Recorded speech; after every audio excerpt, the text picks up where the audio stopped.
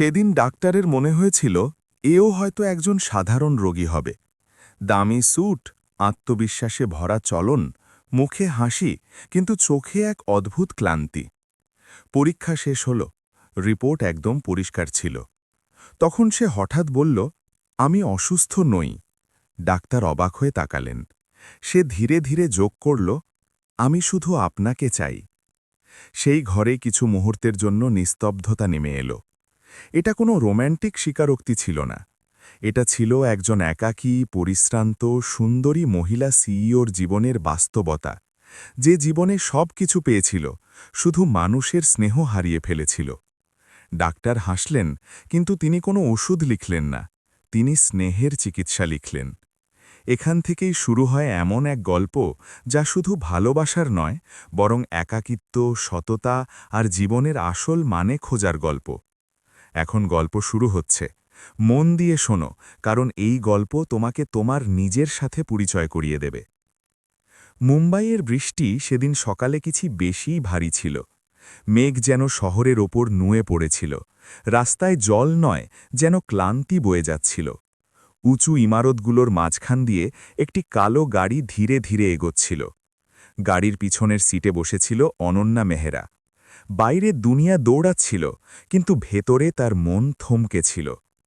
অনন্যার কাছে সব কিছু ছিল, টাকা, ক্ষমতা, নাম, সম্মান। মুম্বাইয়ের সবচেয়ে বড় লজিস্টিক্স কোম্পানির সিইও সে। শত শত কর্মচারী, কোটি কোটি টাকার ব্যবসা। মানুষ তাকে দেখলেই সতর্ক হয়ে যেত। তার এক নজরে বড় বড় সিদ্ধান্ত বদলে যেত। কিন্তু আজকের এই বৃষ্টিতে তার চোখে সেই চমক ছিল না, যা সংবাদপত্রের ছবিতে দেখা যেত। গাড়ি হাসপাতালের সামনে থামল। প্রাইভেট ক্লিনিক, পরিষ্কার পরিচ্ছন্ন, দামি এবং ভরসাযোগ্য। এটা কোনো নতুন জায়গা ছিল না। অনন্যা এখানে অনেকবার এসেছিল, কখনো মাথা ব্যথা, কখনো ক্লান্তি, কখনো না ঘুমানোর অভিযোগ নিয়ে।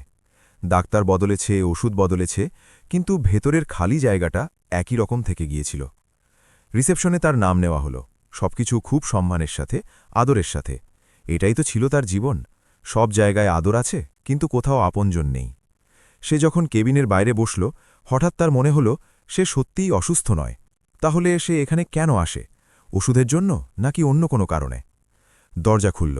ভেতর থেকে এক শান্ত, গম্ভীর আওয়াজ এলো, আসুন। অনন্যা মাথা তুলল এবং প্রথমবারের মতো ডক্টর অর্জুন মালহোত্রাকে দেখল। সাধারণ সাদা কোট, গম্ভীর মুখ, ক্লান্ত কিন্তু সত্যি চোখ। না কোনো কৃত্রিম হাসি, না কোনো লোক দেখানো আচরণ। শুধু একজোড়া চোখ, যা যেন তাকে ভেদ করে অনেক ভেতর পর্যন্ত দেখছিল। সেই মুহূর্তেই অনন্যার কেন জানি মনে হল এই সাক্ষাৎ তার জীবন বদলে দেবে। এটা কোনো সাধারণ মেডিকেল চেকআপ নয়, এটা অন্য কোনো চিকিৎসার শুরু, এবং হয়তো এমন কোনো সত্যের মুখোমুখি হওয়া, যা থেকে সে এতদিন পালিয়ে বেড়াচ্ছিল। ঘরে ওষুধের হালকা গন্ধ ছিল। বাইরে মুম্বাইয়ের বৃষ্টি সমানে পড়ে যাচ্ছিল, যেন শহরের সব ক্লান্তি নিজের সাথে ধুয়ে নিয়ে যেতে চাইছিল। ঘরের ভেতরে ডক্টর অর্জুন মালহোত্রা নিজের চেয়ারে বসে ফাইল দেখছিলেন। তিনি মাথা না তুলেই বললেন, বসুন। অনন্যা ধীরে ধীরে সামনের চেয়ারে বসে পড়ল। সে এই পরিবেশের সাথে অভ্যস্ত ছিল। পরিষ্কার কেবিন, যন্ত্রপাতির হালকা আওয়াজ, রিসেপশনিস্টের মার্জিত হাসি। তফাৎ শুধু এটাই ছিল যে সামনে বসা মানুষটি তাকে দেখে বদলে যাচ্ছিল না, না সম্মানে নুয়ে পড়ছিল, না তার নামে প্রভাবিত হচ্ছিল। কি সমস্যা? তিনি শান্ত স্বরে জিজ্ঞেস করলেন। ক্লান্তি লাগে, মাথা ভারী থাকে, ঠিকমতো ঘুম আসে না। অনন্যা সেই উত্তরই দিল যা সে বারবার দিয়ে এসেছে। অর্জুন প্রশ্ন করলেন, পরীক্ষা করলেন, ব্লাড প্রেশার দেখলেন, স্টেথোস্কোপ লাগালেন। সবকিছু স্বাভাবিক ছিল। তিনি ফাইল বন্ধ করলেন এবং প্রথমবারের মতো তার দিকে সরাসরি তাকালেন। এই চাহনি কঠোর ছিল না, কিন্তু এতটাই গভীর ছিল যে অনন্যা অস্বস্তি বোধ করছিল। আপনি অসুস্থ নন, তিনি বললেন। অনন্যার মুখে হালকা স্বস্তি এলো। তাহলে আমি ঠিক আছি। শরীরের দিক থেকে হ্যাঁ, অর্জুন যোগ করলেন, কিন্তু সমস্যা সেখানে নয়। ঘরে নিস্তব্ধতা নেমে এলো। অনন্যা সোজা হয়ে বসল। এর মানে কি? অর্জুন চেয়ারটা একটু এগিয়ে নিয়ে বললেন, এটা আমি ডাক্তার হিসেবে বলছি না, মানুষ হিসেবে বলছি। আপনি অনেক বেশি কাজ করেন, খুব কম ঘুমান, মুখে ক্লান্তি আছে, চোখের নিচে গভীর কালি। এটা কোনো রোগ নয়, এটা নিজেকে প্রতিনিয়ত অবহেলা করার ফল। অনন্যার ঠোঁট শক্ত হয়ে গেল। ডাক্তার, এটা মেডিকেল চেকআপ, সাইকোথেরাপি নয়। অর্জুন শান্তভাবে জবাব দিলেন, শরীর আর মন আলাদা কিছু নয়। অনেক সময় শরীর ঠিক থাকে, কিন্তু মানুষ ভেতর থেকে খালি হয়ে যায়। আপনি আপনার জীবন যাপন করছেন না, শুধু পালন করছেন। এই কথাগুলো সরাসরি তার অন্তরে গিয়ে লাগল। তার রাগ হল, কিন্তু তার চেয়েও বেশি ভয়। আপনি আমাকে চেনেন না, আমার দায়িত্ব, আমার কাজ। অর্জুন মাঝপথে থামালেন না, শুধু বললেন, আমি জানি, কিন্তু দায়িত্ব কাউকে বেঁচে থাকা থেকে আটকে রাখার অধিকার দেয় না। অনন্যা দাঁড়িয়ে পড়ল। এই কথা তাকে বিঁধেছিল। আপনার ধারণা নেই আপনি কার সাথে কথা বলছেন। অর্জুনও দাঁড়ালেন, কিন্তু তার কণ্ঠস্বর তখনও স্থির ছিল। আপনার পদমর্যাদা নিয়ে আমার কোনো মাথা ব্যথা নেই। এখানে আপনি শুধু একজন মানুষ, আর একজন মানুষ হিসাবে আপনি ভীষণ ক্লান্ত। কিছু মুহূর্ত দুজনেই চুপ করে রইল। বাইরে বৃষ্টি আরও তেজ হল। অনন্যার চোখে রাগ ছিল, কিন্তু তার নিচে সেই সত্যটাও ছিল যা সে বছরের পর বছর চেপে রেখেছিল। অর্জুন রিপোর্টটা তার দিকে বাড়িয়ে দিলেন। সবকিছু স্বাভাবিক, ওষুধের প্রয়োজন নেই। আমার পরামর্শ হল কাজ একটু কমান, ঘুম পূরণ করুন, আর এমন কিছু খুঁজুন যা আপনাকে সত্যিই আনন্দ দেয়, শুধু টাকা নয়। অনন্যা ফাইলটা নিল, দরজার দিকে এগোল, তারপর থেমে গেল। আপনি কি সব রোগীর সাথে এভাবেই কথা বলেন? অর্জুন তার দিকে তাকিয়ে বললেন, না, শুধু তাদের সাথে যারা নিজের সাথে মিথ্যা বলছে। অনন্যা কিছু না বলে বাইরে বেরিয়ে এলো। হাসপাতালের লম্বা করিডোর, সাদা দেয়াল, মানুষের আনাগোনা সবকিছু আগের মতোই ছিল, কিন্তু তার ভেতরে কিছু একটা নড়ে উঠেছিল। প্রথমবারের মতো কেউ তাকে ভয় দেখায়নি, প্রভাবিত করেনি, ব্যবহার করেনি। কেউ শুধু সত্যিটা বলেছিল, আর সত্যি যতটাই জরুরি হোক না কেন, সবসময় কষ্ট দেয়। হাসপাতাল থেকে বেরোতেই অনন্যার মনে হল বৃষ্টি যেন তাকে চারদিক থেকে ঘিরে ধরেছে।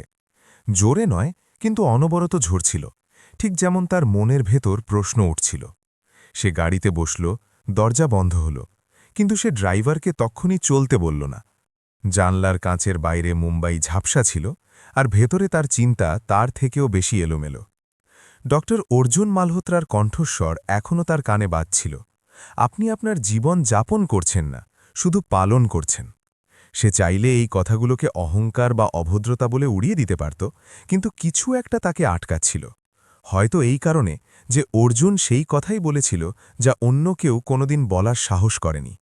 গাড়ি চলল, সেই একই রাস্তা, একই ট্রাফিক, একই হর্ন, একই শহর। কিন্তু অনন্যা আজ সেগুলোর অংশ মনে হচ্ছিল না। তার জীবন গত কয়েক বছরের মতো তার চোখের সামনে ভেসে উঠছিল। সকাল থেকে রাত পর্যন্ত কাজ, মিটিং, সিদ্ধান্ত, দায়িত্ব। সে সবসময় ভেবেছিল এটাই সফলতা, এটাই জয়। সে জেনে শুনি সম্পর্কগুলোকে পিছনে ফেলে এসেছিল। নিজেকে বলেছিল পরে সবকিছু সামলে নেবে, কিন্তু এখন হঠাৎ সে বুঝতে পারল যে সেই পরে আর কোনোদিন আসেনি। বছর কেটে গেল, আর সে নিজে কোথাও রাস্তায় হারিয়ে গেল। বাড়ি পৌঁছে সে সোজা নিজের অ্যাপার্টমেন্টে চলে গেল। উঁচু ইমারত, সমুদ্রের দৃশ্য, সবকিছু ঠিক তেমনই ছিল যেমনটা হওয়া উচিত, কিন্তু আজ এই সব তাকে আরও বেশি শীতল মনে হল। সে জুতো খুলল, সোফায় বসে পড়ল। চারদিকে নিস্তব্ধতা, কোনো শব্দ নেই, কোনো মানুষ নেই, কেউ অপেক্ষাও করেনি। সেই মুহূর্তে তার অর্জুনের কথা আবার মনে পড়ল। বাইরে থেকে সব ভর্তি, ভেতর থেকে খালি। সে এই সত্য থেকে পালাতে চাইছিল, কিন্তু পারছিল না। মোবাইল হাতে নিল, ইমেইল, মেসেজ, নোটিফিকেশন, সব কাজের। কারো এমন কোনো মেসেজ ছিল না যে তাকে জিজ্ঞেস করবে যে সে কেমন আছে। সে ফোন রেখে দিল আর চোখ বন্ধ করল। ঘুম এলো না। রাত গভীর হল, আর তার সাথে তার ভেতরের অস্থিরতাও। সে মনে করার চেষ্টা করল শেষ কবে সে কিছু শুধু নিজের জন্য করেছিল, কোনো উদ্দেশ্য ছাড়া, কোনো লাভ ছাড়া। সে কোনো পরিষ্কার উত্তর পেল না। শৈশবের কিছু ঝাপসা স্মৃতি ছিল, যখন সে নাচত, হাসত, কোনো চিন্তা ছাড়া। তারপর সবকিছু পড়াশুনো, কেরিয়ার আর দায়িত্বে বদলে গেল। পরদিন সকালে সে অফিসে পৌঁছল। সবকিছু স্বাভাবিক ছিল, মিটিং, রিপোর্ট, সিদ্ধান্ত। অনন্যা সবকিছু সামলাচ্ছিল, কিন্তু যেন অন্য কারোর জন্য। সে হঠাৎ বুঝতে পারল তার চারপাশের মানুষ তাদের জীবনও বাঁচছে। কেউ নিজের বাচ্চার কথা বলছে, কেউ ছুটির পরিকল্পনা করছে, আর তার কাছে বলার মতো কিছুই নেই কাজ ছাড়া। তার অ্যাসিস্ট্যান্ট রিয়া হালকাভাবে জিজ্ঞেস করল, ম্যাম, সবকিছু ঠিক আছে তো? অনন্যা মাথা নাড়ল, হ্যাঁ, কিন্তু এটা পুরো সত্যি ছিল না। সন্ধে বাড়ি ফেরার সময় তার গাড়ি অজান্তেই হাসপাতালের দিকে মোড় নিতে শুরু করল। সে তক্ষুনি থামতে বলল। সেই মুহূর্তে তার ভয় লাগল। সে সেখানে ওষুধের জন্য যেতে চাইছিল না, সে সেখানে সেই মানুষটির জন্য যেতে চাইছিল যে সত্যি কথা বলে। আর এই উপলব্ধি তাকে অস্থির করে তুলল। সে কি এমন একজন মানুষের সততার নেশায় পড়ছে যাকে সে ঠিকমতো চেনেও না? সে ঘুমের ওষুধ নিল না, শুধু অন্ধকারে শুয়ে রইল। বাইরে বৃষ্টি এখন থেমে গিয়েছিল, কিন্তু তার ভেতরে কিছু একটা জেগে উঠেছিল, একটি প্রশ্ন যা তাকে শান্তিতে থাকতে দিচ্ছিল না। যদি সে অসুস্থ না হয়, তবে সে বারবার ডাক্তারের কাছে কেন যায়? আর যদি উত্তর সেটাই হয় যা সে ভয় পাচ্ছে, তবে এই রাস্তা তাকে কোথায় নিয়ে যাবে? সে জানত না যে এই অস্থিরতা অস্থায়ী নয়, এটি তাকে আবার সেই কেবিন পর্যন্ত নিয়ে যাবে, সেই শান্ত কণ্ঠস্বর আর সেই চাহনি পর্যন্ত, যা লোক দেখানো আচরণ দেখে না, শুধু সত্যি দেখে। আর ধীরে ধীরে সেই সত্যি তার জীবনের মোড় ঘুরিয়ে দিতে চলেছিল। পরবর্তী কয়েকদিন অনন্যা নিজেকে বোঝানোর চেষ্টা করল যে সে শুধু ক্লান্ত হয়ে পড়েছে। একজন ডাক্তারের সোজাসুজি কথাকে সে একটু বেশিই গুরুত্ব দিয়ে ফেলেছে। সে সেটাই করল যা সে সবসময় করে এসেছে, কাজে আরও ডুবে গেল, মিটিং বাড়াল, নতুন প্রজেক্ট নিল, যেন ব্যস্ততার ভিড়ে ভেতরের অস্থিরতাকে চাপা দিয়ে দেবে। কিন্তু প্রতি রাতে যখন সে একা হতো, সেই বাক্যটি ফিরে আসত, আপনি আপনার জীবন যাপন করছেন না, শুধু পালন করছেন। এখন এটা অন্য কারো কণ্ঠস্বর মনে হতো না, এটা তার নিজের ভেতর থেকে আসা আওয়াজ মনে হতো। তৃতীয় রাতেও ঘুম ঠিকমতো হল না। সকালে আয়নায় নিজেকে দেখল, মুখে সেই কঠোরতা ছিল, কিন্তু চোখের মধ্যে কিছু একটা ভেঙে গিয়েছিল। সেই মুহূর্তেই সে বুঝতে পারল, পালানো দিয়ে কিছু বদলাবে না। যদি সে সত্যিটাকে ভয় পায়, তবে তাকে সেই সত্যেরই মুখোমুখি হতে হবে। আর এই মোকাবিলা সে সেই জায়গাতেই গিয়ে করবে যেখান থেকে এই অস্থিরতা শুরু হয়েছিল। সে ক্লিনিকে অ্যাপয়েন্টমেন্ট নিল। এবার কোনো অজুহাত তৈরি করল না। ফোন রাখার সময় তার হাত হালকা কাঁপছিল, হয়তো এই জন্যে যে সে জানত এই সাক্ষাৎ সাধারণ হবে না। হাসপাতালে পৌঁছে দেখল সবকিছু আগের মতোই, সাদা দেওয়াল, ব্যস্ততা, ওষুধের পরিচিত গন্ধ। কিন্তু আজ তার পদক্ষেপ ছিল ধীর। সে ওয়েটিং এরিয়াতে বসে ব্যাগটা শক্ত করে ধরে দরজার দিকে তাকিয়ে থাকল। যখন দরজা খুলল আর সেই শান্ত কণ্ঠস্বর ভেসে এলো, আসুন, সে এক দীর্ঘশ্বাস নিল আর ভেতরে ঢুকে পড়ল। ডক্টর অর্জুন মালহোত্রা নিজের চেয়ারে বসে ফাইল দেখছিলেন। তিনি মাথা তুললেন এবং এক মুহূর্তের জন্য থামলেন। খুব ছোট্ট একটা মুহূর্ত, কিন্তু অনন্যা সেটা অনুভব করল, হয়তো চিনে ফেলার একটা ভাব বা হালকা অবাক হওয়া। পরের মুহূর্তেই তার মুখ আবার পেশাদার হয়ে গেল। কি সমস্যা, তিনি জিজ্ঞেস করলেন। অনন্যা বসল, কিছু সেকেন্ড চুপ করে রইল, যেন শব্দ খুঁজছে। তারপর বলল, আমার ঘুম আসছে না। অর্জুন রুটিন প্রশ্ন করলেন, পরীক্ষা করলেন, সবকিছু স্বাভাবিক ছিল। তিনি ফাইল বন্ধ করলেন এবং বললেন, এটা আবার সেই মানসিক চাপের ফল। অনন্যা মাথা নাড়ল। আমি জানি। একথা বলার সময় তার গলায় দৃঢ়তা আর দ্বিধা দুই ছিল। অর্জুন তার দিকে তাকালেন। আপনি জানেন তাও এসেছেন? প্রশ্নটি সোজাসুজি ছিল, কিন্তু তাতে কোনো অভিযোগ ছিল না। অনন্যা নজর নিচু করল, তারপর আবার তাকাল। কারণ আগেরবার আপনি যা বলেছিলেন তা আমার মাথা থেকে বেরোয়নি। আমি সেটা ভুল প্রমাণ করতে চেয়েছিলাম, কিন্তু পারলাম না। ঘরে কিছু মুহূর্তের নীরবতা ছেয়ে রইল। অর্জুন চেয়ারটা একটু পিছনে সরালেন। আমি খুশি যে আপনি শুনেছেন, তিনি বললেন। বেশিরভাগ মানুষ শোনে না, কারণ শোনা মানেই বদলে যাওয়ার দাবি তোলা। অনন্যা ধীরে ধীরে বলল, আমি বদলাতে চাই, কিন্তু আমি জানি না কিভাবে। আমি সবসময় শুধু কাজ করেছি, তাছাড়া আমি আর কিছুই জানি না। অর্জুনের কণ্ঠস্বর তখনও নিয়ন্ত্রিত ছিল। বদলে যাওয়া ওষুধের মাধ্যমে হয় না, এটা ধীরে ধীরে হয়। ছোট ছোট পদক্ষেপে নিজের জীবনে কাজের বাইরেও জায়গা তৈরি করতে হয়। অনন্যা কিছুক্ষণ ভাবল, যেন কোনো বন্ধ কামরার দরজা খোলার চেষ্টা করছে। তারপর খুব ধীরে বলল, ছোটবেলায় আমি নাচতাম। এই স্মৃতি যেন তাকে নিজের কাছেই অবাক করে দিল। অর্জুন তক্ষুনি কোনো সিদ্ধান্তে পৌঁছালেন না। তিনি শুধু বললেন, যদি কখনো কোনো কিছু আপনাকে জীবন্ত অনুভব করিয়ে থাকে, তবে সেখান থেকেই শুরু করা সহজ হয়। অনন্যা মাথা নাড়ল। সে প্রথমবারের মতো অনুভব করল যে তার কাছ থেকে কোনো রাস্তা কেড়ে নেওয়া হচ্ছে না, বরং তাকে বেছে নেওয়ার সুযোগ দেওয়া হচ্ছে। যখন সে ঘর থেকে বেরোল, তার মনে হল না কোনো কিছু ঘটে গেছে। তার সমস্যাগুলো আগের মতোই ছিল, কিন্তু একটা তফাৎ ছিল। এখন সে সেগুলো থেকে চোখ সরিয়ে পালাচ্ছিল না। সে বুঝতে পারছিল যে প্রতিবার এই কেবিনে আসা তাকে নিজের কাছে আরও একটু সৎ করে তুলছে। আর এই সততা সহজ ছিল না, এতে কষ্ট ছিল, ভয় ছিল, কিন্তু হয়তো এটাই ছিল সত্যি বেঁচে থাকার দাম। পরবর্তী কয়েক সপ্তাহে অনন্যার জীবন বাইরে থেকে প্রায় আগের মতোই ছিল, কিন্তু ভেতরে তার ভারসাম্য ধীরে ধীরে বদলে যাচ্ছিল। সে এখনও কাজে যেত, সিদ্ধান্ত নিত, মিটিং করত, কিন্তু আগের মতো নিজেকে পুরোপুরি ডুবিয়ে দিত না। কখনো কখনো যখন দিন খুব লম্বা হয়ে যেত বা রাতে ঘুম অপূর্ণ থাকত, সে ডাক্তারের সাথে দেখা করার সময় নিয়ে নিত। সে নিজেকে কথা দিয়েছিল যে অকারণে যাবে না, একে অভ্যাসে পরিণত হতে দেবে না। কিন্তু সত্যিটা ছিল এই যে সেখানে গিয়ে তাকে নিজের সাথে মিথ্যে বলতে হতো না, আর এই ব্যাপারটাই তাকে বারবার সেই কেবিন পর্যন্ত টেনে আনত। একদিন সে আবার ক্লিনিকে পৌঁছল। এবার তার চলায় কোনো তাড়াহুড়ো ছিল না, ভেতরে সেই একই শান্ত পরিবেশ। অর্জন তাকে দেখলেন এবং স্বাভাবিকভাবেই জিজ্ঞেস করলেন, শরীর কেমন আছে? অনন্যা জবাব দিল, আগের চেয়ে ভালো। সে জানালো যে কাজ একটু কমিয়ে দিয়েছে আর একটা নাচের ক্লাস দেখতে গিয়েছিল। শুরু করেনি, শুধু দেখতে গিয়েছিল। অর্জুন মাথা নাড়লেন এবং বললেন, দেখাও শুরুর একটা অংশ। এই বাক্যটি সাধারণ ছিল, কিন্তু তাতে কোনো চাপ ছিল না, কোনো প্রত্যাশা ছিল না, শুধু একটা গ্রহণযোগ্যতা ছিল। পরীক্ষা হল, সব ঠিক বেরোল। এর পরেও অনন্যা তক্ষুনি উঠল না। সে কিছু বলতে চাইছিল, কিন্তু শব্দগুলোকে গুছিয়ে নিতে চাইছিল। অবশেষে সে বলল, এখানে এসে আমার মনটা হালকা লাগে, মনে হয় আমাকে কিছু প্রমাণ করতে হবে না। অর্জুন এক মুহূর্ত থেমে জবাব দিলেন, এমনটা মনে হয় কারণ এখানে আপনার কাছে কিছু চাওয়া হচ্ছে না, না ফলাফল, না পারফরমেন্স। কিন্তু এই অনুভূতি শুধু এখানে সীমাবদ্ধ থাকা উচিত নয়, একে আপনার নিজের জীবনেও খুঁজে নিতে হবে। তার স্বর শান্ত ছিল। অনন্যা মাথা নাড়ল, কিন্তু ভেতরে কোথাও একটা ভয়ও ছিল। যদি এই জায়গাটা না থাকে তবে কি হবে? সেই প্রশ্নটি করেনি, কিন্তু চিন্তাটা মনে গেঁথে রইল। কিছুদিন পর সে নাচের ক্লাসে জয়েন করল। প্রথম দিনটা সহজ ছিল না, শরীর শক্ত হয়েছিল, ভারসাম্য বারবার বিগড়ে যাচ্ছিল। প্রতিটা পদক্ষেপে সে নিজের বয়স আর ক্লান্তির অভাব অনুভব করছিল। কিন্তু যখন গান বাজল আর সে ছন্দ ধরার চেষ্টা করল, তখন কিছু মুহূর্তের জন্য তার মন একেবারে শান্ত হয়ে গেল। না কোনো কাজের চিন্তা, না ভবিষ্যতের ভয়, শুধু নিঃশ্বাস আর নাচের ছন্দ।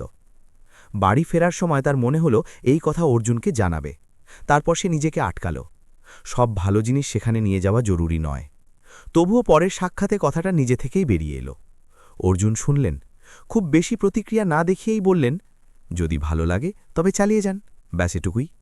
সেই মুহূর্তে অনন্যা বুঝতে পারল সে এখন সেখানে পরামর্শ নিতে আসে না, সে সেখানে আসে কারণ কেউ তাকে বদলে যেতে দেখছে, কোনো তাড়া না দিয়ে, কোনো নাম না দিয়ে। আর এটাই ছিল একটা সূক্ষ্ম রেখা, সাহায্য আর অভ্যেসের মাঝখানের রেখা। অর্জুন এই রেখাটা জানতেন।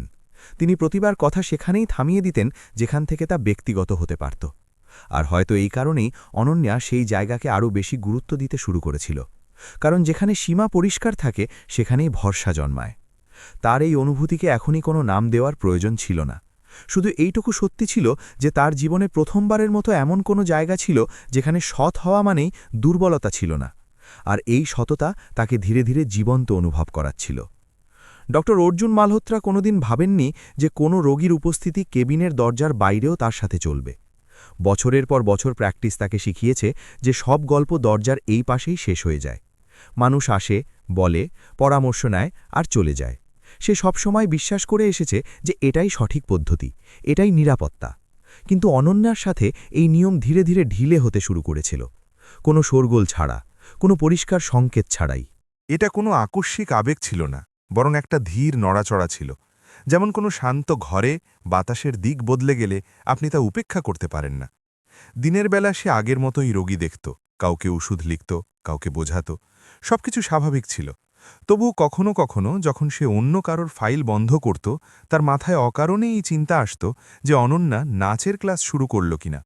এই চিন্তা আসতেই সে নিজেকে থামাত। এটা তার দায়িত্ব ছিল না, অধিকারও ছিল না। সে নিজেকে মনে করিয়ে দিত যে একজন ডাক্তারের কাজ রাস্তা দেখানো, সাথে চলা নয়। তবু এই সত্যটা তার কাছে লুকানো ছিল না যে অনন্যার সততা তাকে ছুঁয়ে গেছে। মানুষ প্রায়ই তাদের কষ্ট সযত্নে সাজিয়ে নিয়ে আসে, কিন্তু সে কোনো মুখোশ ছাড়াই সামনে বসত। আর এটাই অর্জুনকে অস্বস্তিতেও ফেলত, আবার সতর্কও করত। এক সন্ধে যখন শেষ রোগী চলে গিয়েছিল আর কেবিনে শুধু সাদা আলো মেচেছিল, অর্জুন কিছুক্ষণ নিজের চেয়ারে বসে রইল। জানলা দিয়ে বাইরে তাকিয়ে দেখল শহর বরাবরের মতোই দৌড়াচ্ছে। ভেতরে সেই দৌড়াদৌড়ি ছিল না, ভেতরে একটা স্থবিরতা ছিল, একটা প্রশ্ন ছিল যাকে সে শব্দ দিতে চাইছিল না। সে কি শুধুই একজন রোগী, নাকি সেই গুটি কয়েক মানুষের মধ্যে একজন যাদের সাথে কথা বলতে গিয়ে মানুষ নিজেকেও শুনতে শুরু করে? সে এক দীর্ঘশ্বাস নিল এবং ফাইলগুলো গুছিয়ে নিল। এই প্রশ্নটি পেশার বাইরে ছিল, আর সে জানত কিছু প্রশ্নের উত্তর খোঁজাটাই ভুল। বাড়ি পৌঁছে সে প্রতিদিনের কাজগুলো করল, রান্না করল, ঘরের আলো জ্বালালো, টিভি দেখল, কিন্তু মন কোথাও টিকল না। এটা সেই বাড়ি যেখানে সে ৩ বছর ধরে নিজেকে সামলে থাকত। আলমারির কোণে রাখা ছবির ওপর তার নজর এক মুহূর্তের জন্য থামল, তারপর সরে গেল। কষ্ট এখন আর প্রতিদিনের সঙ্গী ছিল না, কিন্তু পুরোপুরি বিদায়ও নেয়নি। অনন্যার আসার পর সে প্রথমবারের মতো অনুভব করতে শুরু করেছিল যে সে শুধু সময় কাটাচ্ছে না, সে কিছু অনুভবও করছে। আর এই অনুভূতি তাকে ভয় দেখাতে শুরু করেছিল। সে নিজেকে বলল যে এটা কোনো ব্যক্তির সাথে যুক্ত ভাব নয়, এটা শুধু সেই পরিবর্তনের প্রভাব যা সে অন্যদের মধ্যে দেখছে। কিন্তু মন সবসময় যুক্তি মানে না, এটা সে ভালো করেই জানত। পরের সাক্ষাতে সে নিজেকে আরও কঠোর রাখল, কথা জরুরি গণ্ডির মধ্যেই সীমাবদ্ধ থাকল। যখন অনন্যা কিছু বেশি বলতে শুরু করল, সে কথা ধীরে ধীরে ঘুরিয়ে দিল। সে অনুভব করল যে অনন্যা এই ব্যাপারটা বুঝে গেছে। তার চোখে কোনো অভিযোগ ছিল না, শুধু এক শান্ত গ্রহণযোগ্যতা ছিল। আর এই গ্রহণযোগ্যতাই অর্জুনকে ভেতর থেকে নাড়িয়ে দিল, কারণ এতে কোনো চাহিদা ছিল না, কোনো চাপ ছিল না, শুধু ভরসা ছিল যা না চাইতেই দেওয়া হয়েছিল। সে রাতে একটা পুরনো নোটবুক খুলল। অনেক মাস পর সে তাতে কিছু লিখল। আজ আমাকে বেশি সাবধান হতে হবে, নিয়মের জন্য নয়, নিজের জন্য। কারণ যদি আমি এই আলোড়নকে উপেক্ষা করি, তবে অন্য কারো আগে নিজেরই ক্ষতি করব। সে কলম রেখে দিল। সে প্রথমবারের মতো পরিষ্কার বুঝতে পারল যে সীমা শুধু দেয়াল নয়, কখনো কখনো তা অবলম্বনও হয়। সে জানত এই গল্প এখন আর শুধু অনন্যার নয়, এটা তার নিজেরও গল্প হয়ে উঠছে। আর এই কারণেই সে ঠিক করল যে ভেতরে যাই বদলাক, বাইরে সব কিছু স্থির থাকতে হবে, অন্তত এখনকার মতো। অনন্যা ধীরে ধীরে বুঝতে পারছিল যে যা পাল্টাচ্ছে তা শুধু তার রুটিন বা ক্লান্তি নয়। শুরুতে সে একে উন্নতি বলেছিল, ভালো ঘুম, একটু কম কাজ, কিন্তু সময়ের সাথে সাথে তার দিনগুলোতে একটা অদ্ভুত খালি জায়গা তৈরি হচ্ছিল। আর সেই খালি জায়গাটা সেই শান্ত কেবিনের সাথে যুক্ত হতে শুরু করেছিল। সে এখন আর সব উল্টোপাল্টা ভাবকে রোগ বলত না। তবুও যখন মন খুব ভারী হয়ে যেত বা রাতগুলো বেশি লম্বা মনে হতো, তার মাথায় একটাই চিন্তা আসত, যদি সে অর্জুনের সাথে কথা বলে নেয়, তবে হয়তো সব পরিষ্কার হয়ে যাবে। এই চিন্তা তাকে যেমন স্বস্তি দিত, তেমনি ভয় দেখাত, কারণ সে জানত কোনো একজন মানুষের ওপর এভাবে নির্ভর হয়ে পড়া তাকে আবার দুর্বল করে দিতে পারে। সে নিজেকে আটকানোর চেষ্টা করতে থাকল। অনেকবার ফোন হাতে নিয়ে অ্যাপয়েন্টমেন্ট নেওয়ার আগেই থেমে যেত। নিজেকে বলতো সব অস্থিরতার জবাব বাইলে থাকে না, কিছু প্রশ্নের সাথে একা থাকাও শিখতে হয়। কিন্তু যখন ভেতরের শোরগোল খুব বেড়ে যেত, সে আবার ক্লিনিকে পৌঁছে যেত। এবার কোনো বড় অজুহাত থাকত না, শুধু এইটুকু বলে দেওয়া যে তার ভালো লাগছে না। অর্জুন আগের মতোই শুনত, পরীক্ষা করত, আর সেই একই কথা বলত, শরীর ঠিক আছে, ক্লান্তি মনের। তারপর সে কথা সেখানেই থামিয়ে দিত। বাইরে থেকে সবকিছু আগের মতোই থাকত, কিন্তু অনন্যার ভেতরে প্রতিবার আরও কিছু যোগ হতো, একটা ভরসা, একটা অভ্যাস যাকে সে নাম দিতে চাইছিল না। নাচের ক্লাস তার জীবনের অংশ হয়ে উঠেছিল। শরীর আগের চেয়ে হালকা লাগত, নিঃশ্বাস ভালো চলত, কিন্তু মন তেমনই উলঝানো থাকত। ক্লাসের পর প্রায়ই সে নিজেকে এই ভাবনায় হারিয়ে ফেলত যে যদি অর্জুন এখানে থাকত, তবে সে তাকে বলত যে আজ তার ব্যালেন্স আরও ভালো ছিল। এই চিন্তা আসতেই সে নিজেকে ঝাড়া দিত। সব ছোট আনন্দ কোনো নির্দিষ্ট জায়গায় নিয়ে যাওয়া জরুরি নয়, কিন্তু ইচ্ছে আর বিবেক দুটোই একসাথে চলছিল, আর এটাই তাকে ক্লান্ত করছিল। একদিন অফিসে তার অ্যাসিস্ট্যান্ট রিয়া হালকাভাবে বলল যে তাকে কেমন যেন অন্যরকম লাগছে, আগের চেয়ে শান্ত, কিন্তু কোথাও যেন হারিয়ে যাওয়া। অনন্যা হেসে কথাটা এড়িয়ে গেল। সে কিভাবে বোঝাত যে সে নিজেও ঠিক করতে পারছে না যে শান্তি সে পাচ্ছে তা তার নিজের নাকি কোথাও থেকে ধার নেওয়া। বাড়ি ফেরার সময় সে হঠাৎ খুব একা অনুভব করল। তার কাছে সবকিছু ছিল, কিন্তু তবুও তার মন বারবার একটা মুখেই ফিরে যাচ্ছিল। এই অনুভূতি এখন আর তার কাছে গোপন ছিল না, আর এটাই তাকে সবচেয়ে বেশি ভয় দেখাচ্ছিল।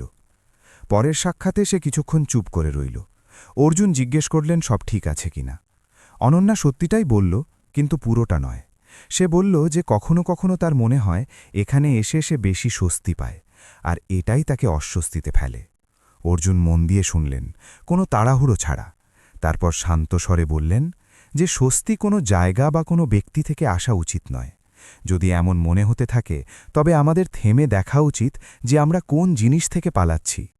এই কথা অনন্যার মনে বিঁধল, কিন্তু সে মাথা নাড়ল। সে জানত এটাই সত্যি, আর এই কারণেই এই রাস্তা এখন আর সহজ নয়। সেই দিন কেবিন থেকে বেরোনোর সময় সে হালকা অনুভব করল না, বরং একটা বোঝা অনুভব করল। এমন এক বোঝা যাকে সে নাম দিতে চাইছিল না। সে বুঝতে পারছিল যে সমস্যা শুধু এটা নয় যে সে কোনো একজনের ওপর নির্ভর করছে। সমস্যা এটাও যে সে তার জীবনের সেই খালি জায়গাটা এখনও ঠিকঠাক পূরণ করেনি। অনন্যা প্রথমবারের মতো নিজেকে আটকানোর সিদ্ধান্ত নিল। কোনো অ্যাপয়েন্টমেন্ট নিল না। সে ঠিক করল কিছু সময় শেষেই কেবিনে যাবে না। প্রথম 2 দিন সে নিজেকে সামলে রাখল, কাজে মন দিল, নাচের ক্লাসে গেল। বাইরে থেকে সব স্বাভাবিক মনে হচ্ছিল, কিন্তু তৃতীয় রাতের পর থেকে ভেতরে কিছু একটা খসে পড়তে শুরু করল। ঘুম বারবার ভাঙতে লাগল। সকালে উঠলেই মন ভারী থাকত। অফিসে স্ক্রিনের শব্দগুলো যেন মাথায় ঢুকছিল না। নাচের ক্লাসে শরীর চলছিল, কিন্তু মন সেখানে ছিল না। সে বুঝতে পারল সে কোনো মানুষের অভাব অনুভব করছে না, বরং সেই সততার অভাব অনুভব করছে যা সে সেখানে পেত। এক সন্ধ্যায় সে খুব একা অনুভব করল। ফোন তুলল পুরনো কোনো বন্ধুকে কল করবে বলে, কিন্তু নামের তালিকা দেখতে দেখতে ফোন রেখে দিল। কাকে বলতো? কাকে বোঝাতো তার অকারণ অস্থিরতার কথা? সেই মুহূর্তে তার হৃৎস্পন্দন বেড়ে গেল। কোনো বড় ভয় ছিল না, শুধু এক হালকা ঘাবড়ানি। সে জল খেল, জানলা খুলল। কিছুক্ষণ পর শান্ত হল, কিন্তু একটা কথা তার কাছে পরিষ্কার হয়ে গেল, সে একা এখনও এইসব সামলানোর জন্য প্রস্তুত নয়। অবশেষে সে ক্লিনিকে কল করে সময় নিল। ফোন রাখার সময় তার ভেতরে এক অদ্ভুত স্বস্তি ছিল, আর তার সাথেই ছিল হালকা লজ্জা, যেন সে নিজের কাছে করা প্রতিজ্ঞা ভেঙে ফেলেছে। ক্লিনিকে পৌঁছে দেখল সেই পরিচিত পরিবেশ। ভেতরে গিয়ে সে চেয়ারে বসল। অর্জুন তাকে দেখে জিজ্ঞেস করলেন, কি হয়েছে? অনন্যা এবার কোনো সাজানো কথা না বলে সত্যিটা বলল। সে জানালো যে সে আশা বন্ধ করতে চেয়েছিল নিজেকে মজবুত করতে, কিন্তু অস্থিরতা বাড়তেই থাকল। অর্জুন মন দিয়ে শুনলেন। তার মুখে কোনো বিস্ময় ছিল না। তিনি বললেন যে কখনো কখনো দূরত্ব নিজের সাথে প্রশ্ন নিয়ে আসে, কিন্তু যদি দূরত্বে অবস্থা খারাপ হয় তবে দেখতে হবে আমরা কার থেকে আর কেন দূরে হচ্ছি। অনন্যা জিজ্ঞেস করল, সে কি ভুল করছে? অর্জুন বললেন, এটা ভুল বা সঠিকের প্রশ্ন নয়। প্রশ্ন হল, সে কি তার জীবনের অন্য অবলম্বনগুলোকেও সমান সুযোগ দিচ্ছে, যেমনটা সে এখানে খুঁজছে? এই জবাব অনন্যাকে পুরোপুরি স্বস্তি দিতে পারল না, কিন্তু সে মাথা নাড়ল। সে বুঝতে পারল সে এখানে শুধু স্বস্তি নিতে আসেনি, সে তার জট খুলতে এসেছে। কেবিন থেকে বেরোনোর সময় তার মনে হল সমস্যা শুধু এই নয় যে সে কারো উপর নির্ভর করছে, সমস্যা হল সে নিজের ভেতরের শূন্যতাটা এখনও পূরণ করতে শেখেনি। গল্পটি সেই মোড়ে এসে দাঁড়িয়েছে যেখানে সততাও ভারী মনে হয়, আর প্রতিটি পরবর্তী পদক্ষেপ অনেক ভাবনা দাবি করে। হয়তো এখান থেকেই শুরু হবে সেই সিদ্ধান্ত যা সব কিছু বদলে দিতে পারে। কিন্তু মন সবসময় যুক্তি মানে না, আর যখন কোনো কথা বারবার নিজেকে পুনরাবৃত্তি করতে থাকে তখন হয়তো সেটা শুধু বিভ্রম হয়ে থাকে না। সেদিন ক্লিনিকে পৌঁছনোর সময় তার পদক্ষেপ শান্ত ছিল, কিন্তু ভেতরে এক অদ্ভুত ঘাবড়ানি ছিল। ওয়েটিং এরিয়ায় বসে সে ঠিক করল যে আজ সে কোনো লক্ষণের কথা জানাবে না, কোনো অজুহাত গড়বে না। যখন দরজা খুলল আর ভেতর থেকে সেই পরিচিত আওয়াজ এলো, আসুন, তখন তার হৃৎস্পন্দন বেড়ে গেল। সে ভেতরে গেল, চেয়ারে বসল এবং কিছু মুহূর্ত পর্যন্ত কিছুই বলল না। অর্জুন ফাইল খুলল, তারপর তার দিকে তাকাল। কি সমস্যা? সে জিজ্ঞেস করল। সেই একই প্রশ্ন, কিন্তু আজ তার মানে অন্য কিছু ছিল। অনন্যা এক দীর্ঘশ্বাস নিল। আজ কোনো শারীরিক সমস্যা নেই। এ কথা বলার সময় তার কণ্ঠস্বর কিছুটা থমকে গেল, যেন শব্দগুলোকে পথ করে দিতে হচ্ছে। আমি অন্য কিছু বলতে চাই। অর্জুন ফাইল বন্ধ করে দিল। সে মন দিয়ে শুনতে লাগল, কোনো তাড়াহুড়ো ছাড়াই। ঘরে কিছু মুহূর্তের নীরবতা ছেয়ে রইল। বাইরের হালকা আওয়াজগুলো ভেতর পর্যন্ত আসছিল, কিন্তু সেগুলোর মাঝেও এক স্থিরতা ছিল। অনন্যা ধীরে ধীরে বলল, এখানে এসে আমার শান্তি লাগে। শুরুতে আমার মনে হয়েছিল এটা শুধু এই কারণে যে এখানে আমি সৎ থাকতে পারি, কিন্তু এখন আমার ভয় হতে শুরু করেছে যে এই শান্তি আমার জন্য অনেক বেশি গুরুত্বপূর্ণ হয়ে উঠছে। সে এক মুহূর্ত থেমে যোগ করল, হয়তো আমি এটাকে প্রয়োজন হিসাবে অনুভব করতে শুরু করেছি। এ কথা বলার সময় সে নজর তুলল না। এটা স্বীকার করা সহজ ছিল না, কিন্তু সে জানত যে যদি সে আজও চুপ থাকে তবে সে নিজের সাথে আবার মিথ্যে বলবে। অর্জুন তক্ষুনি কোনো জবাব দিল না। সে শব্দগুলোকে ওজন করল, যেন প্রতিটা বাক্যের গুরুত্ব বুঝতে চাইছে। তারপর শান্ত কিন্তু স্পষ্ট স্বরে বলল, আপনি যা অনুভব করছেন তা কোনো একজন মানুষের সাথে যুক্ত মনে হতে পারে, কিন্তু আসলে এটা সেই অবলম্বনের খোঁজ যা আপনার জীবনে এখন পুরোপুরি নেই। এতে লজ্জার কিছু নেই, কিন্তু যদি এই অবলম্বন শুধু এক জায়গাতেই আটকে থাকে তবে এটা আপনার জন্য মুশকিল তৈরি করতে পারে। অনন্যা তার দিকে তাকাল। তাহলে কি আমার আশা বন্ধ করে দেওয়া উচিত? অর্জুন মাথা নাড়ল। এই সিদ্ধান্ত আমার হতে পারে না। প্রশ্ন এটা নয় যে আপনি এখানে আসেন কিনা, প্রশ্ন হলো আপনি কি আপনার জীবনে আরও এমন সম্পর্ক, এমন মুহূর্ত, এমন জায়গা তৈরি করতে পারছেন যেখানে আপনি নিজেকে এতটাই নিরাপদ আর সৎ অনুভব করতে পারেন। এখানে আমার ভূমিকা সীমিত এবং আমাকে এই সীমা বজায় রাখতে হবে। এ কথা বলার সময় তার গলায় কোনো কঠোরতা ছিল না, শুধু স্পষ্টতা ছিল। এই কথা অনন্যাকে বিঁধল, কিন্তু তার মনে হলো এই বিঁধে যাওয়াটাই হয়তো জরুরি। সে ধীরে ধীরে বলল, আমি জানি আপনি আমাকে সেটা দিতে পারবেন না যার আশা আমার ভেতরে কোথাও তৈরি হতে শুরু করেছে, আর হয়তো এই ব্যাপারটাই আমাকে সবচেয়ে বেশি ভয় দেখাচ্ছে, কারণ এর মানে হলো আমাকে নিজেই নিজের জীবনের সেই খালি জায়গাগুলো পূরণ করতে হবে যা থেকে আমি পালিয়ে বেড়াচ্ছিলাম। ঘরে আবার নীরবতা নেমে এলো। অর্জুন বলল, সততা কখনো কখনো কষ্ট দেয়, কিন্তু সেটাই আমাদের দেখিয়ে দেয় যে পরের পদক্ষেপ কোথায় রাখা উচিত। যদি আপনি চান তবে আমরা এটার ওপর কাজ করতে পারি, যাতে আপনার পৃথিবী বড় হয়, ছোট না হয়ে যায়। অনন্যা মাথা নাড়ল। তার চোখ ভেজা ছিল, কিন্তু সে কাঁদল না। তার মনে হলো সে কিছু হারায়নি, বরং কিছু চিনেছে। যখন সে কেবিন থেকে বেরোল তখন তার মন ভারীও ছিল, আমার হালকাও ছিল। ভারী এই জন্য যে কোনো সহজ উত্তর মেলেনি, হালকা এই জন্য যে এখন সে আর অন্ধকারে ছিল না। সে জানত না সামনে কি হবে, সে কি সত্যি এই অবলম্বনকে ভাগ করে নিতে পারবে কিনা। কিন্তু একটা কথা পরিষ্কার ছিল, এখন সে আর পারাচ্ছিল না। সে সেই সত্যিটা বলে দিয়েছিল যা চেপে রাখা সবচেয়ে সহজ আর বলা সবচেয়ে কঠিন। আর এই সত্যের সাথেই গল্প এক এমন মোড়ে দাঁড়িয়েছিল যেখানে প্রতিটা পরবর্তী পদক্ষেপ খুব ভেবেচিন্তে নিতে হবে, কারণ বাজি এখন আগের চেয়ে অনেক বড় হয়ে গিয়েছিল। সেই কথোপকথনের পর অনন্যার জীবন বাইরে থেকে প্রায় আগের মতোই দেখাচ্ছিল, কিন্তু ভেতরে কিছু একটা বদলে গিয়েছিল। সে জেনে শুনে নিজেকে ব্যস্ত রাখল, ক্লিনিকে গেল না, কোনো অ্যাপয়েন্টমেন্টও নিল না। এই দূরত্ব কোনো রাগ বা আঘাতের কারণে ছিল না, বরং এক শান্ত সিদ্ধান্তের ফল ছিল। তার মনে হল যদি সে সত্যি এগিয়ে যেতে চায় তবে তাকে দেখতে হবে সে সেই নিরাপদ জায়গা ছাড়াই নিজেকে কতটা সামলাতে পারে।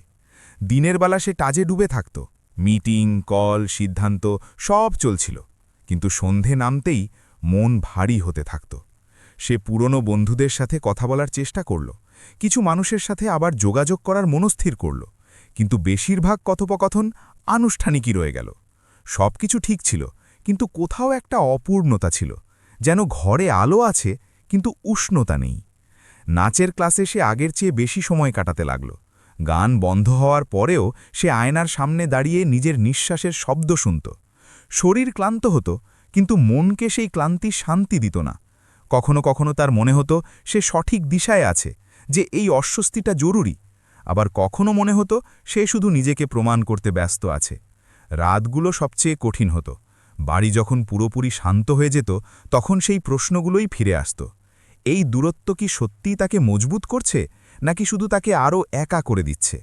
এই প্রশ্নগুলোর কোনো পরিষ্কার উত্তর তার কাছে ছিল না, আর এই অনিশ্চয়তাই তাকে ভেতর থেকে ক্লান্ত করছিল।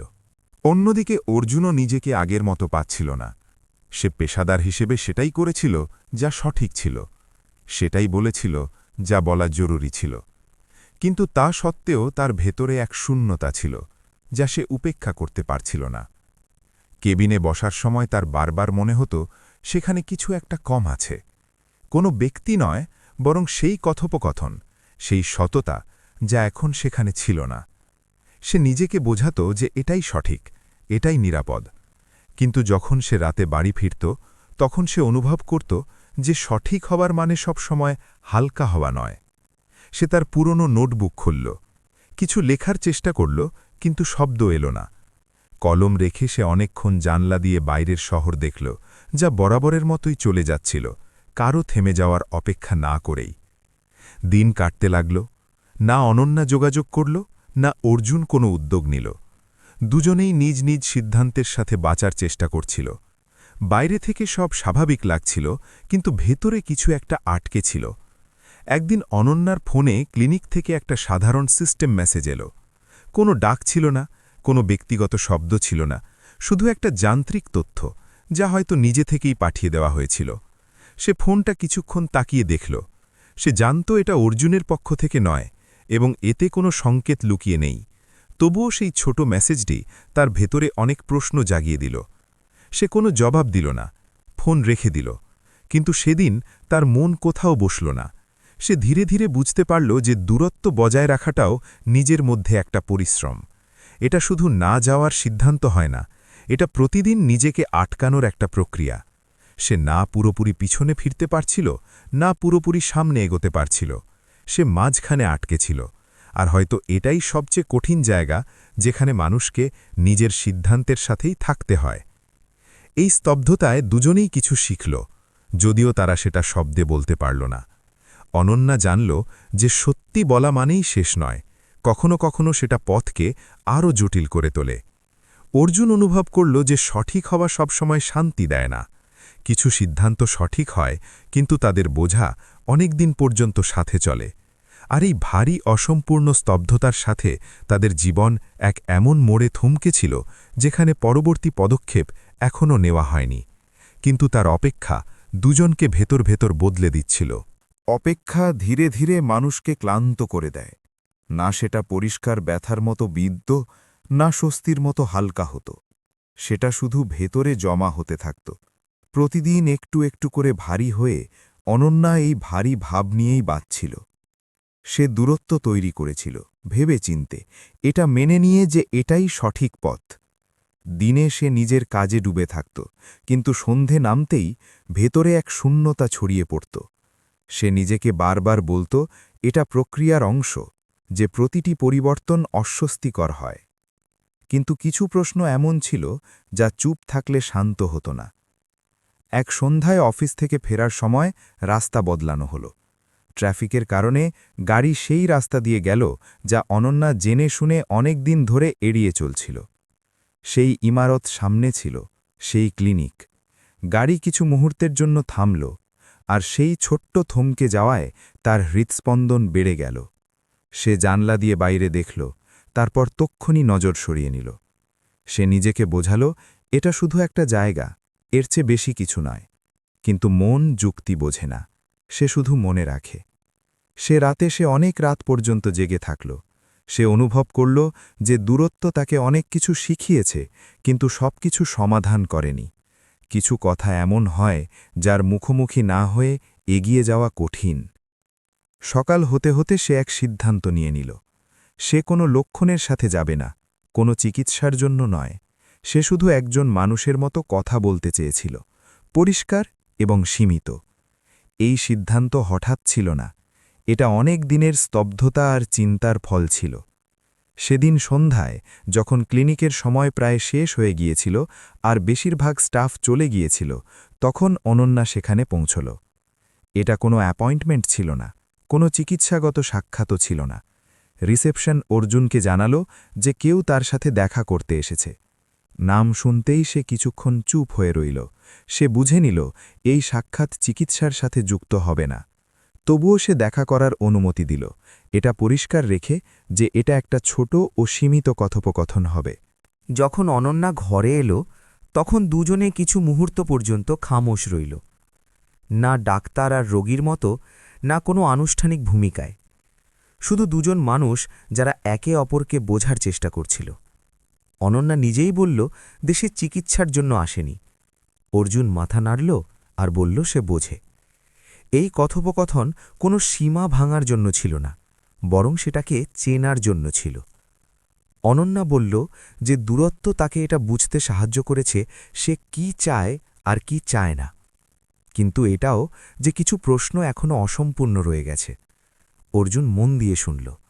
সে বলল যে কখনো কখনো সঠিক আর নিরাপদ রাস্তা একরকম হয় না এবং মানুষকে এটা ঠিক করতে হয় সে কোন রাস্তার দায়িত্ব নিতে পারবে। কথা বলার সময় তার কণ্ঠস্বর শান্ত ছিল। কোনো প্রতিশ্রুতি বা সংকেত ছাড়াই কথা বেশি দূর এগোল না। না কোনো সিদ্ধান্ত হল, না কোনো প্রতিশ্রুতি। যখন অনন্যা উঠল, সে শুধু এটুকু বলল যে সে এখন নিজের সাথে অনেক বেশি সৎ। অর্জুন তাকে চলে যেতে দেখল আর অনুভব করল যে কিছু স্তব্ধতা ভাঙলে নয়, সহ্য করলে বদলে যায়। যখন দরজা বন্ধ হল, তখন ঘরে আবার সেই নিস্তব্ধতা ছিল, কিন্তু এখন তা আগের মতো ছিল না।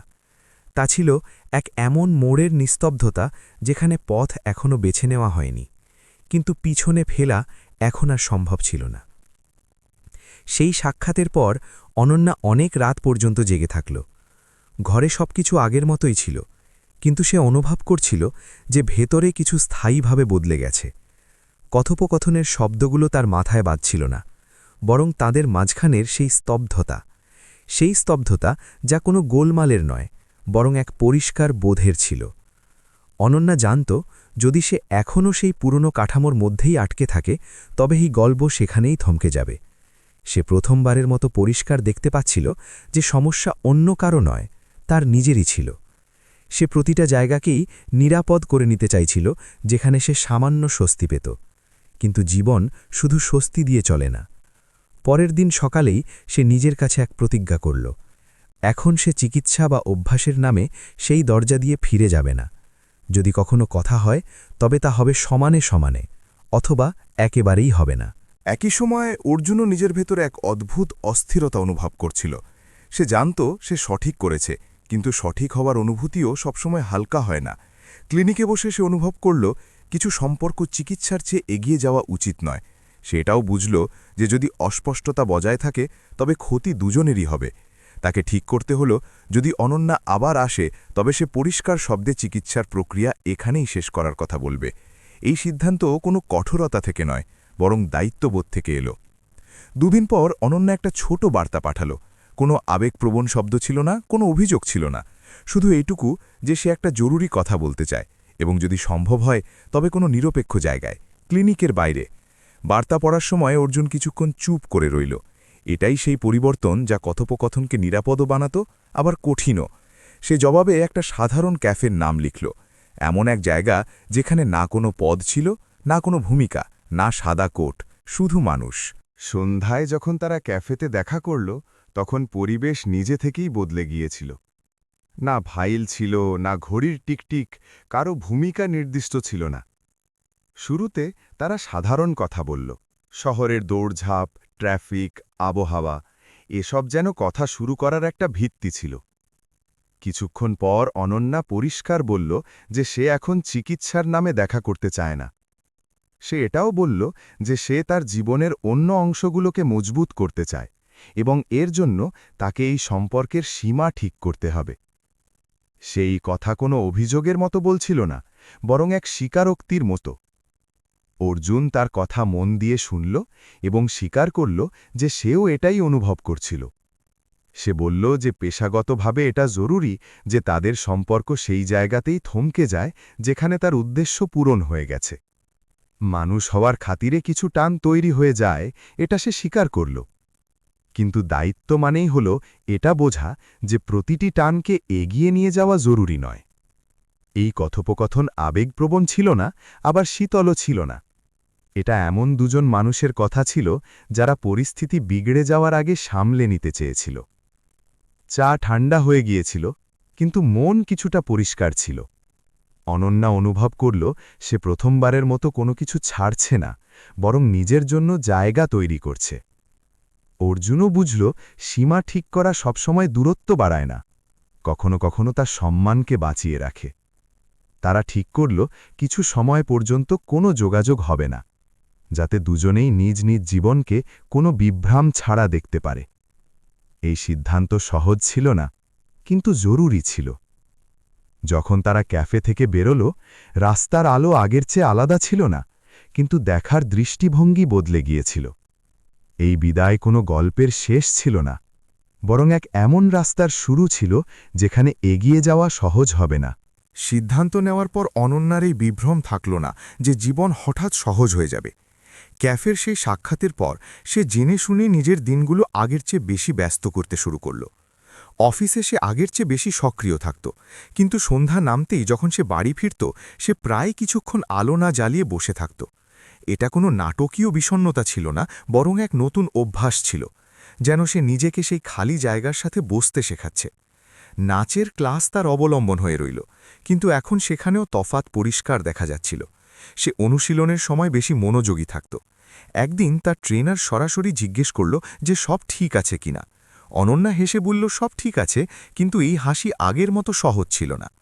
এরই মধ্যে তার মায়ের ফোন এলো। সাধারণ কথার পর মা বললেন তিনি কিছুদিনের জন্য তার কাছে আসতে চান। অনন্যা চুপ হয়ে গেল। পরিবার সংক্রান্ত প্রশ্ন সে সবসময় এড়িয়ে চলত। তার মা কোনো অভিযোগ ছাড়াই বললেন যে তারা এখন তার বয়স নিয়ে চিন্তিত থাকেন, যে তাদের মনে হয় অনন্যা সবকিছু একা সামলানোর চেষ্টা করছে। এই কথা অনন্যাকে বিঁধল।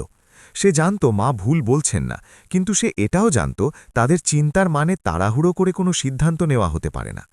ফোন রাখার পর সে অনেকক্ষণ ভাবল সে কি সত্যিই নিজের জীবনে সবকিছু নিজেই বয়ে বেড়াচ্ছে।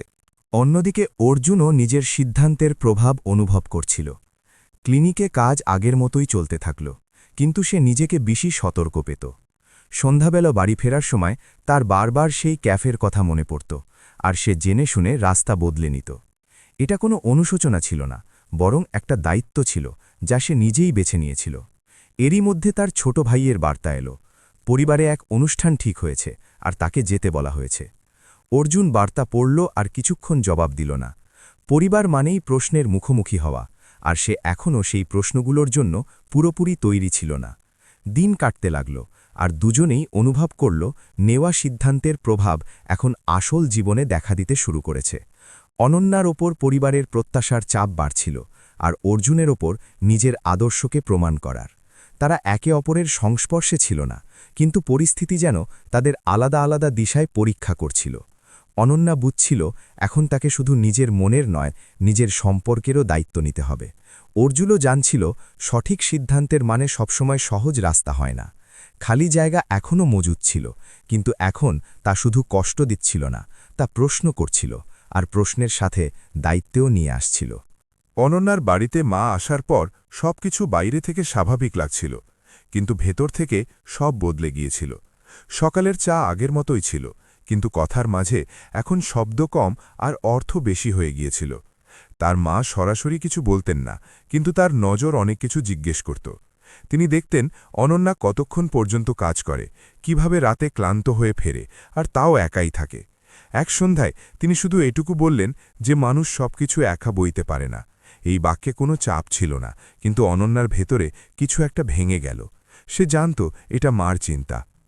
মার সাথে কাটানো সেই দিনগুলোতে অনন্যা অনুভব করল সে শুধু নিজের ভয় নয়, নিজের অতীত থেকেও পালিয়ে বেড়াচ্ছিল। সে অনেকবার সম্পর্ক এড়িয়েছে, শুধু এই জন্য নয় যে সে ব্যস্ত ছিল, বরং এই জন্য যে সে নিয়ন্ত্রণ পছন্দ করত। কিন্তু এখন মার উপস্থিতি সেই নিয়ন্ত্রণকে চ্যালেঞ্জ করেছিল। এক রাতে মা তাকে জিজ্ঞেস করলেন সে কি সত্যিই খুশি। অনন্যা জবাব দিল না, কারণ প্রথমবারের মতো সে নিজেও জানত না সে কাকে খুশি বলবে। একই সময়ে অর্জুনও নিজের পরিবারের মাঝে অস্বস্তি অনুভব করছিল। পারিবারিক অনুষ্ঠানে সবকিছু স্বাভাবিক ছিল, হাসি, কথা, কিন্তু যেই ভবিষ্যতের প্রসঙ্গ এলো সে ভেতর থেকে গুটিয়ে গেল। কেউ তাকে বাধ্য করেনি, কিন্তু প্রতিটি প্রশ্ন তার ভেতরে এক চাপ তৈরি করছিল। বিয়ে, স্থায়িত্ব, সামনের জীবন। সে অনুভব করল সে এই প্রশ্নগুলোকে ভয় পাচ্ছে না, বরং তাদের উত্তরগুলোকে ভয় পাচ্ছে। অনেক রাতে নিজের ভাইয়ের সাথে কথা বলার সময় সে স্বীকার করল যে সে এখনও পুরোপুরি তৈরি নয়। তার ভাই কোনো পরামর্শ দিল না, শুধু এটুকু বলল যে প্রতিটা মানুষের নিজস্ব সময় থাকে, আর জীবনকে দৌড় বানানো উচিত নয়। অনন্যা আর অর্জুন আলাদা আলাদা জায়গায় ছিল, কিন্তু দুজনেই একই ধরনের চাপের সাথে লড়াই করছিল। পরিবার তাদের ওপর কোনো সিদ্ধান্ত চাপিয়ে দিচ্ছিল না, কিন্তু আয়না নিশ্চয়ই দেখাচ্ছিল। এই আয়না তাদের ভয়, তাদের অভ্যাস আর তাদের বেছে নেওয়া পথগুলোকে পরিষ্কার দেখাচ্ছিল। এখন প্রশ্ন এটা ছিল না যে তারা একে অপরের জন্য কি অনুভব করে, বরং এটা ছিল তারা নিজেদের জীবনের সাথে কতটা সততার সাথে দাঁড়াতে পারে। কখনো কখনো জীবন কোনো এক মুহূর্তে বদলায় না, বরং ধীরে ধীরে মানুষকে সেখানে নিয়ে যায় যেখানে সে নিজের সাথে মিথ্যা বলতে পারে না। অনন্যা সেই সকালে মার সাথে বসে চা খাওয়ার সময় এটা অনুভব করল। কোনো প্রশ্ন করা হয়নি, কোনো পরামর্শ দেওয়া হয়নি। কিন্তু সেই স্তব্ধতায় সে প্রথমবারের মতো পরিষ্কার দেখল সে কি চায় আর কি সে ভয় পায়। সে মাকে শুধু এটুকু বলল যে সে এখনও কোনো নির্দিষ্ট উত্তরের জন্য তৈরি নয়, কিন্তু সে পালাচ্ছেও না। মা মাথা নাড়লেন আর হাসলেন। কখনো কখনো বাবা মায়ের শব্দ লাগে না, শুধু এই ভরসাটুকু লাগে যে তাদের সন্তান নিজের সাথে সৎ আছে। একই দিনে অর্জুনও নিজের ভেতরে এক শান্তি অনুভব করছিল। পরিবার থেকে ফেরার পর সে অনেকক্ষণ ব্যালকনিতে দাঁড়িয়ে শহরের আলো দেখল। সে বুঝে গিয়েছিল যে সে না অতীতে আটকে থাকতে পারে, না ভবিষ্যতের তাড়াহুড়োয় নিজেকে ঠেলে দিতে পারে। সে তার ভাইকে বার্তা পাঠাল যে সে কিছু সময় নিজের জন্য নিতে চায়, কোনো চাপ ছাড়া। বার্তা পাঠাতেই সে হালকা অনুভব করল, যেন প্রথমবারের মতো সে তার জীবনের গতি নিজে বেছে নিয়েছে। অনেক সপ্তাহ কেটে গেল, না কোনো বার্তা, না কোনো সাক্ষাৎ। কিন্তু এবার এই দূরত্ব শূন্যতা আনছিল না। অনন্যা কাজের সাথে সাথে নিজের জন্য জায়গা বানাতে শুরু করল।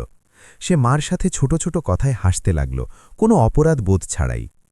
অর্জুনও নিজের কাজে সেই একই সততা বজায় রাখল। এক সন্ধ্যায় যখন দুজনেই নিজ নিজ শহরে আলাদা আলাদা জানলা দিয়ে আকাশ দেখছিল, তখন তাদের মনে হল কিছু সিদ্ধান্ত না বললেও পূর্ণ হয়ে যায়। কিছু সময় পর একটা সাধারণ বার্তা এলো। কোনো ভারী শব্দ নেই, কোনো প্রতিশ্রুতি নেই, শুধু খোঁজ নেওয়া হয়েছিল। অনন্যা জবাব দিল, অর্জুন পড়ল, কথা সেখানেই থেমে গেল। কিন্তু দুজনেই জানত এখন যাই আগে হবে তা ভয় থেকে নয়, বরং বোধ থেকে হবে। তারা কোনো গল্পের নায়ক নায়িকা হল না, বা কোনো নিয়ম ভেঙে জয় হাসিল করল না। তারা শুধু এটুকু করল যে নিজেদের জীবনের দায়িত্ব নিজেরা নিল। এই গল্পের শেষ কোনো বড় ঘোষণায় হল না, না বিয়ের তারিখ ঠিক হল, না ভবিষ্যতের ছবি আঁকা হল। কিন্তু একটা কথা ঠিক হয়ে গিয়েছিল, অনন্যা আর অর্জুন এখন নিজ নিজ জীবনে একা ছিল না, কারণ তারা নিজেদের সাথে সমঝোতা করা ছেড়ে দিয়েছিল। কখনো কখনো সবচেয়ে বড় চিকিৎসা অন্য কারো হাত ধরা হয় না, বরং নিজের ভেতরের সত্যকে স্বীকার করা হয়। জীবন এখানেই শেষ হয় না, কিন্তু এখান থেকেই সঠিক অর্থে শুরু হয়। জীবনের সবচেয়ে বড় চিকিৎসা কোনো দামি ওষুধে নেই, বরং নিজের ভেতরের শূন্যতা আর সত্যকে সাহসের সাথে স্বীকার করার মাঝে লুকিয়ে থাকে।